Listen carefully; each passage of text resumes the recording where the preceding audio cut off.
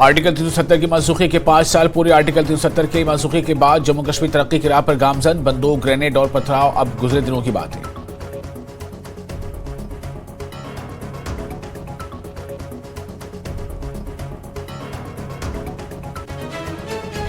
सांबा के रामगढ़ सेक्टर में search operation जारी। पुलिस ने तमाम सरहदी चौकियों को किया हाई अलर्ट। इलाके में मशकूक हरकत नजर आने के बाद बढ़ाई गई चौकसी। राहगीरों की भी तलाशी ले रही है सिक्योरिटी फोर्सेज।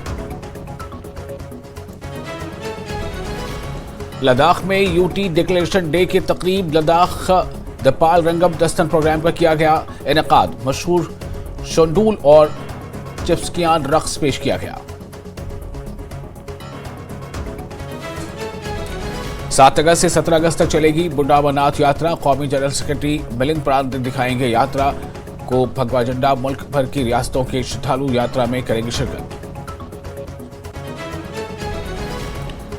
खोशेरबाद के तांत्रेपुरा में मकीनों का एहतजाज। महकमा जल शक्ति पर लगाया लापरवाही का इल्जाम। नाला फिरोजपुरा में मुर्दा कुत्ते पाए जाने के बाद किया एहतजाज।